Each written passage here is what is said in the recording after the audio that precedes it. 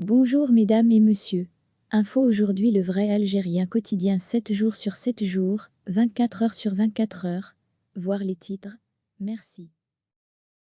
Pour devenir le maître dans un peuple, il faut agir en esclave. Les uns comme les autres, nous sommes tous blessés. Et il n'y a pas l'un d'entre nous. En Algérie, les premières insurrections populaires ont été dirigées par des hommes lettrés comme l'émir Abdelkader, El Mokrani, son frère Boumezerag, et Bouamama.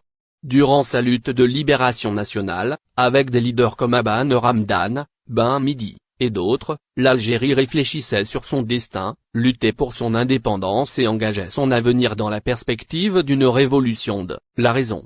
Ce leadership était dominé par la politique de la tête. D'une main, on tenait le fusil pour combattre le colonialisme français et de l'autre la plume pour faire connaître la révolution algérienne au monde entier. Malheureusement, de 1954 à 1962, beaucoup d'intellectuels disparaîtront, certains, les armes à la main, d'autres dans des conditions mystérieuses. Quant au reste, les survivants, ils seront réduits à de simples auxiliaires du fait qu'ils savent lire et écrire. Au lendemain de l'indépendance, il y a eu la construction de l'État national.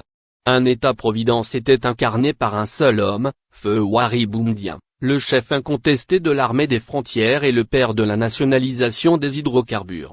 Il est l'architecte d'un système politique, militaro-rentier ayant survécu aux événements et aux hommes. Pour se pérenniser au pouvoir, cette élite a su faire sienne la pensée du chinois Lao Tzu qui disait pour qu'un État soit bien gouverné, il fallait que le peuple ait la tête vide et le ventre plein. Dans ce sens, le pays a été très bien gouverné de 1962 à nos jours.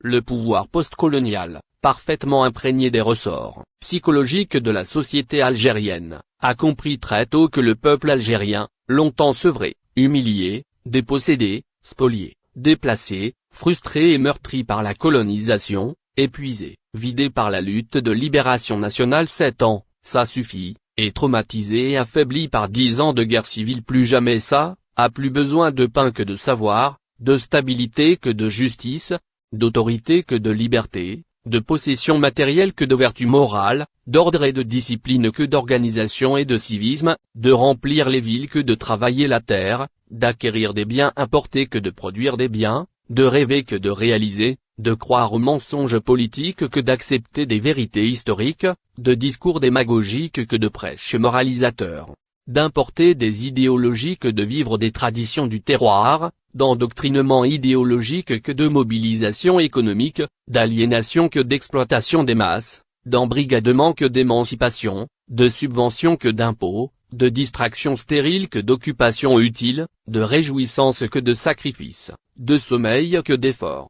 Considérant l'indépendance comme un butin de guerre, les dirigeants algériens décrétèrent le repos du guerrier et décidèrent du partage du butin dans le silence du sommeil du juste. Dormez, dormez braves gens, l'État veille sur votre sommeil leur chuchote-t-on à l'oreille, et le peuple répond massivement en poursuivant son sommeil jusqu'à ce que mort s'ensuive.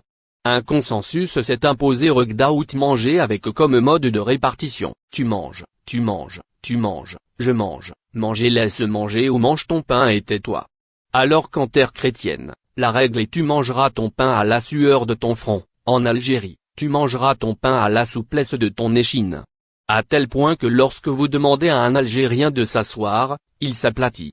Au lieu de retrousser les manches pour subvenir à ses besoins, le peuple tend la main au pouvoir et s'incline devant ses hommes de main. En effet, la main qui donne est toujours au-dessus de celle qui reçoit. Les dirigeants autoproclamés vont s'inspirer des méthodes de domination coloniale, pour consolider leur propre pouvoir personnel, par la fragilisation de l'État naissant afin de fortifier un régime politique autoritaire, omnipotent, et omniprésent construit sur des fondations antisismiques par des hommes sortis de l'ombre. La période coloniale et les conditions particulières d'accession à l'indépendance suscitent l'émergence de structures politiques et économiques post-coloniales dotées d'un déficit de légitimité que les élites vont instrumentaliser dans leurs propres intérêts. L'intelligentsia, émergeant à la rente en contrepartie de son allégeance politique, ne produit pas de pensée libre et lucide mais se contente d'envelopper les décisions prises dans des conditions obscures en leur donnant un contenu scientifique comme gage de progrès et de modernité. Cependant, Le pouvoir en Algérie entretient habilement la confusion entre archaïsme et modernité. Il joue sur son propre terrain des deux pieds en gardant le ballon tout en marquant des buts en hors-jeu. Il joue avec lui-même. Il est à la fois acteur et spectateur, chef d'orchestre, musicien et compositeur. C'est là le secret de la longévité du régime politique algérien.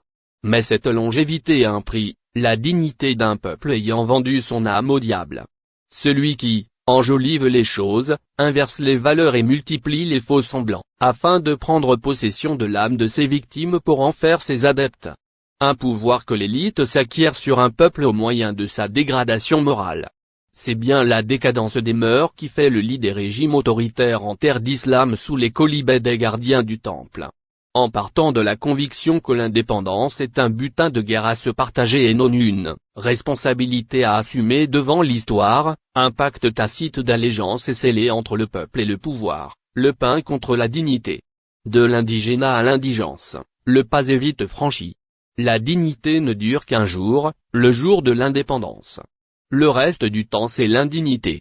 Hier avec la colonisation française, aujourd'hui avec la dépendance.